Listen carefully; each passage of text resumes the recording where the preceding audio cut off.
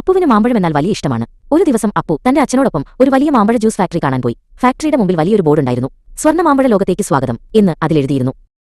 അവിടെ അപ്പുവിന് മണി എന്നൊരാളെ പരിചയപ്പെട്ടു. മണി ആ ഫാക്ടറിയിലെ എല്ലാവരെയും സഹായിക്കുന്ന ആളാണ്. വരൂ അപ്പു, നമുക്ക് എങ്ങനെയാണ് മാമ്പഴ ജ്യൂസ് ഉണ്ടാക്കുന്നത് എന്ന് നോക്കാം, മണി ചിരിച്ചുകൊണ്ട് പറഞ്ഞു.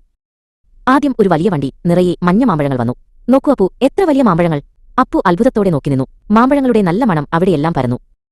ഒരു വലിയ വെള്ളം നിറഞ്ഞ ടാങ്കിലേക്ക് ഈ മാമ്പഴങ്ങളെല്ലാം വീണു. മണി ഒരു വലിയ സ്പൂൺ കൊണ്ട് അവയെ ഇളക്കി. നമുക്കിവയെ നന്നായി കഴുകി വൃത്തിയാക്കണം, മണി പറഞ്ഞു. മാമ്പഴങ്ങൾ വെള്ളത്തിൽ നീന്തി നടന്നു. കഴുകിയ മാമ്പഴങ്ങൾ ഒരു യന്ത്രത്തിലേക്ക് പോയി. അവിടെ വെച്ച് മാമ്പഴത്തിന്റെ തൊലി പതുക്കെ നീക്കം ചെയ്തു. അപ്പു അത് കണ്ട് കൈയടിച്ചു. ഇപ്പോൾ മാമ്പഴങ്ങൾ വസ്ത്രം മാറുന്നതുപോലെ തോന്നും, അപ്പു മണിയോട് പറഞ്ഞു. തൊലി കളഞ്ഞ മാമ്പഴങ്ങൾ അടുത്ത യന്ത്രത്തിലേക്കെത്തി. അവിടെ വെച്ച് അവയെ നന്നായി ഉടച്ചു. മണി പതുക്കെ ആ മാമ്പഴക്കൂട്ടിലേക്ക് നോക്കി. ഇപ്പോൾ അത് കട്ടിയുള്ള ഒരു സ്വർണ്ണ ദ്രാവകം പോലെയായിരുന്നു. ഒരു വലിയ വെള്ളിക്കലത്തിൽ മാമ്പഴച്ചാറും പഞ്ചസാരയും വെള്ളവും ചേർത്ത് നന്നായി ഇളക്കി. അപ്പു ആ വലിയ കലം നോക്കി നിന്നു. ഇത് ഒരു വലിയ കടൽ പോലെ കാണപ്പെടുന്നു, അപ്പു ചിന്തിച്ചു. തയ്യാറായ ജ്യൂസ് ചെറിയ കുപ്പികളിലേക്ക് നിറയ്ക്കാൻ തുടങ്ങി. ടപ്പേ ടപ്പേ എന്ന ശബ്ദത്തോടെ കുപ്പികൾ ഓരോന്നായി നീങ്ങി. മണി ഓരോ കുപ്പിയും ശ്രദ്ധയോടെ നോക്കുന്നുണ്ടായിരുന്നു. കുപ്പികൾക്ക് മുകളിൽ ചുവന്ന മൂടികൾ വന്നു.